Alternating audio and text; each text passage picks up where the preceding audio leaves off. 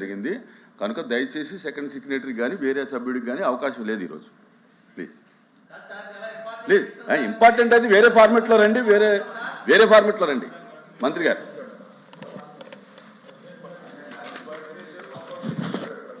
అధ్యక్ష, కాపు కార్పొరేషన్ ఏర్పాటు చేసిందే 14-19లో మాన్యశ్రీ ముఖ్యమంత్రి చంద్రబాబు నాయుడు గారు అనే విషయం కూడా తెలియజేస్తున్నాం. అధ్యక్ష, కాపు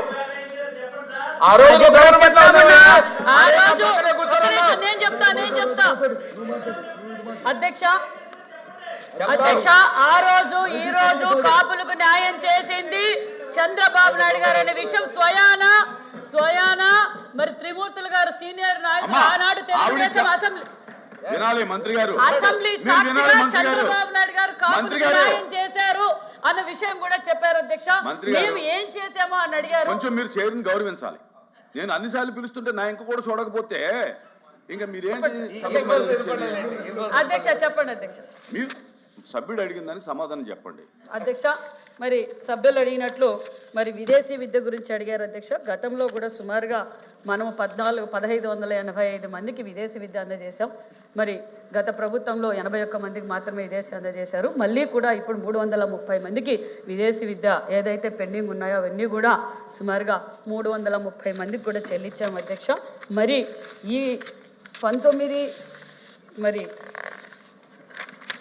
24-25లో మరి ఎంత బడ్జెట్ కేటాయించారు కాపులకు అన్న విషయం కూడా అడిగారు. అధ్యక్ష, మరి 4442 కోట్లు 24-25లో ఖర్చు పెట్టాం. అధ్యక్ష, 25-26 ఆర్థిక సంవత్సరంలో సుమారుగా అన్ని అంటే 5571 కోట్లు కేటాయించామన్న విషయం కూడా మీకు తెలియజేస్తున్నాం. అధ్యక్ష, విద్యకు ప్రాధాన్యత ఇస్తూ మరి విదేశీ విద్య గురించి కూడా అడిగారు. మరి ముఖ్యమంత్రి గారు ప్రతి ఒక్కరూ విద్యావంతులు కావాలన్న ఉద్దేశంతో ఒక మంచి ఆలోచనలో ఉన్నారన్న విషయం కూడా తెలియజేస్తూ మరి ఇంకా కాపు భవనాలు గతంలో ఆగిపోయాయి. అధ్యక్ష, ఆ కాపు భవన్లు కూడా అంటే 14-19లో కాపు భవన్లు ముఖ్యమంత్రి గారు శాంక్షన్ చేశారు ఆనాటి ముఖ్యమంత్రి చంద్రబాబు నాయుడు గారు. మరి దానిని మళ్ళీ కూడా మేము పూర్తి చేస్తాం. ఆల్రెడీ 2 బిల్డింగ్లు పూర్తి చేసాం. మళ్ళీ కూడా వాళ్ళు గాలికి వదిలేశారు. మళ్ళీ దాన్ని కూడా మేము పూర్తి చేస్తున్నాం. అధ్యక్ష, అనే విషయం కూడా తెలియజేస్తూ మరి గతంలో మరి కాపులకు గత ప్రభుత్వంలో సంవత్సరానికి 3,508 కోట్ల నిధులు మాత్రమే కేటాయించారు సంవత్సరానికి. మేము ఇప్పుడు 5,000-17,000 కోట్లు కేటాయించామన్న విషయాన్ని కూడా మీకు తెలియజేస్తూ కాపుల అభివృద్ధి కోసం ఎల్లవేళలా కూటమి ప్రభుత్వం అహర్నిశలు కష్టపడుతుందన్న విషయం కూడా మీకు తెలియజేస్తున్నాం. అధ్యక్ష, క్వశ్చన్ నెంబర్ 14367 పొంగూరు నారాయణ గారు, మున్సిపల్ మినిస్టర్ గారు. అధ్యక్ష, మొదటి ప్రశ్నకి లేదండి, రెండవ ప్రశ్నకి ఉత్పన్నం కాదు. హనుమంతరావు గారు, మురుగుడు హనుమంతరావు గారు. అధ్యక్ష, మంగళగిరి పట్టణంలో స్లాటరింగ్ హౌస్ చాలా పురాతనమైనటువంటి స్లాటరింగ్ హౌస్ ఉంది. ఇది డైలీ మరి అక్కడ జరిగేటటువంటి స్లాటరింగ్ మోడరేషన్ పద్ధతుల్లో ఆధునీకరణ చేయాల్సినటువంటి అవసరం మాత్రం ఉంది. అధ్యక్ష, కారణం ఏంటంటే అందులో ఉన్నటువంటి వేస్ట్ వ్యర్థాలన్నీ కూడా డ్రైన్ ద్వారా బయటకు వచ్చి విపరీతమైనటువంటి వాసన రావటం, దుర్గంధమైనటువంటి వెదజల్లటం జరుగుతూ ఉంది. కాబట్టి ఇది గతంలో ఈ యొక్క డ్రైను పట్టణం పెరక్క ముందు నుంచి పాత డ్రైన్ అది. ఆ డ్రైను ఇవాళ పట్టణం పెరిగిపోయి ఇళ్ల మధ్యగా వెళ్ళేటటువంటి పరిస్థితులు ఉన్నాయి. కాబట్టి అక్కడ ప్రజలంతా కూడా ఈ రకమైనటువంటి బ్లడ్ కూడా ఆ డ్రైన్ నుంచి వెళ్ళేటటువంటి పరిస్థితి ఉంది. స్లాటరింగ్ హౌస్ కనుక దీన్ని మార్పు చేయాల్సినటువంటి అవసరం. ఎందుకంటే ప్రజారోగ్యం దెబ్బతింటుంది, దోమల వల్ల అనేక ఇబ్బందులు పడుతున్నారు. ఎందుకంటే దానికి ఒక విధానం లేదు. కారణం ఏంటంటే ఒక ఆక్షన్ వేసి ఆక్షన్ ద్వారా ఎవరైనా ఒకళ్ళకి ఏర్పాటు ఇచ్చేట్టయితే ఆ ప్రాంతంలో ఉన్నటువంటి వాళ్ళకి ఆ స్లాటరింగ్ చేసుకునేటటువంటి వాళ్ళని బాధ్యతగా కార్పొరేషన్ కూడా వాళ్ళని మీద అజమాయిషి తీసుకునేటటువంటి పరిస్థితి ఉంటుంది. అట్లా కాకుండా ఎవరికి వాళ్ళు మరి స్లాటరింగ్ చేసుకొని వెళ్ళిపోయేటైతే ఎక్కడిదక్కడ ఇబ్బందికరమైనటువంటి పరిస్థితి ఉంది. అది కనుక మంత్రి గారిని నేను కోరేది ఏంటంటే ఖచ్చితంగా కొంత మార్పు చేయాల్సినటువంటి అవసరం ఉందనే విషయాన్ని నేను మీ ద్వారా మంత్రి గారికి తెలియజేస్తున్నా, చాలా అవసరం కూడా అది. మంత్రిగా అధ్యక్ష, అక్కడ డ్రైన్స్ విషయంలో ఈ మధ్య రీసెంట్గా 97 మీటర్ల డ్రైన్ 18 లక్షలతో కట్టారు. అంతేకాకుండా గౌరవనీయ శాసనసభ్యులు లోకేష్ గారు మరొక 590 మీటర్ల లెంత్లో 1,03,00,000తో డ్రైన్ కట్టమని ఆల్రెడీ చెప్పడం జరిగింది. దాని మీద యాక్చువల్గా మున్సిపల్ అధికారులు యాక్చువల్గా దాని మీద ప్లాన్ చేస్తున్నారు అధ్యక్ష. అంతేకాకుండా ఇది చాలా ఓల్డ్ అధ్యక్ష, ఈ యొక్క స్లాటర్ హౌస్. దాన్ని వేరే దగ్గర షిఫ్ట్ చేయడానికి సైట్ చూస్తున్నారు అధ్యక్ష. ఆల్రెడీ గవర్నర్ శాసనసభ్యులు ఇన్స్ట్రక్షన్స్ ఇచ్చారు.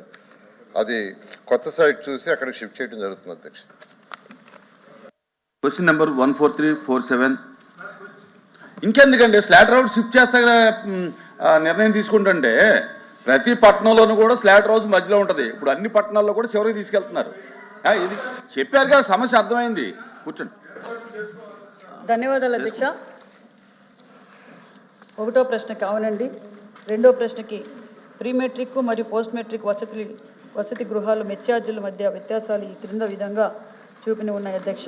ప్రీ మెట్రిక్ వసతి గృహాలకు 3వ తరగతి నుంచి 4వ తరగతి వరకు 1,150 రూపాయలు, 5వ తరగతి నుంచి 10వ తరగతి వరకు 1,400 రూపాయలు. పోస్ట్ మెట్రిక్ వసతి గృహాలకు ఇంటర్మీడియట్ మరియు ఆ పైన తరగతి గల నెలకు 1,600 రూపాయలు అధ్యక్ష. పోస్ట్ మెట్రిక్ వసతి గృహాలకు నివాసం ఉండే విద్యార్థులకు వారి వయసు ఎక్కువ ఉండటం మరియు ఆహారం ఎక్కువ తీసుకోవడం, అధిక పోషక ఆహారం అవసరం ప్రతిఫలంగా మెస్ ఛార్జీలు ఎక్కువగా ఉన్నాయి. అవునండి. మూడో ప్రశ్నకి అవునండి, ప్రభుత్వం పరిశీలనలో ఉంది. 4వ ప్రశ్నకు పైన పేర్కొబడినవి అధ్యక్ష. ఎల్ఓపి గారు, రాష్ట్ర వ్యాప్తంగా 1,110 బీసీ హాస్టల్స్ ఉన్నాయి అధ్యక్ష. వాటిలో 747 pre matric hostel, 363 post matric hostel. మంత్రి గారు ఈ ప్రశ్నకు అవునని చెప్పారు అధ్యక్ష. మరి ఈ మెస్ ఛార్జీలకు సంబంధించి వ్యత్యాసాలు గల కారణాలు కూడా మీ ద్వారా నేను అడుగుతున్నాను అధ్యక్ష. అదేవిధంగా నిత్యావసర ధరలు రోజు రోజు పెరిగిపోతున్నాయి అధ్యక్ష. దానికి అనుగుణంగా ఈ మెస్ ఛార్జీలు సవరించే ప్రతిపాదన ఏమైనా ఉందా? ఉంటే ఆ వివరాలు తెలుపమని కోరుతున్నాను. అధ్యక్ష, వయసు బట్టి అది నిర్ణయించాం. మరి మొన్నటి రోజునే ముఖ్యమంత్రి గారితో ఆల్ వెల్ఫేర్ మినిస్టర్స్ కూడా కూర్చొని ఈ విషయం డిస్కస్ చేశాం అధ్యక్ష. గతంలో 14-19లో కూడా మరి క్లాస్ వైజ్గా మనము మరి మెస్ ఛార్జీ బిల్లులు పెంచడం కూడా జరిగింది. మరి 33%, 36%, 47% కూడా మనం పెంచాం అధ్యక్ష. మళ్ళీ వారు వైసీపీ ప్రభుత్వంలో కూడా 12%, 15% విధంగా పెంచారు. మరి ఆల్ డిపార్ట్మెంట్స్ వారితో కూడా కూర్చొని ముఖ్యమంత్రి గారు మొన్న ఒకటే ఆదేశించారు, పిల్లలకి నాణ్యతమైన విద్యతో పాటు నాణ్యతమైన భోజనం, నాణ్యతమైన వసతులు కూడా అందజేయాలనే ఉద్దేశంతో మంచి న్యూట్రిషన్ ఫుడ్ మనం అందజేద్దాం, నిపుణులతో చర్చించి ఒక మంచి నిర్ణయం దగ్గరలో తీసుకుంటున్నామన్న విషయాన్ని కూడా మీకు తెలియజేస్తున్నాం అధ్యక్ష. క్వశ్చన్ నెంబర్ 14394 నిమ్మల రామారెడ్డి గారు.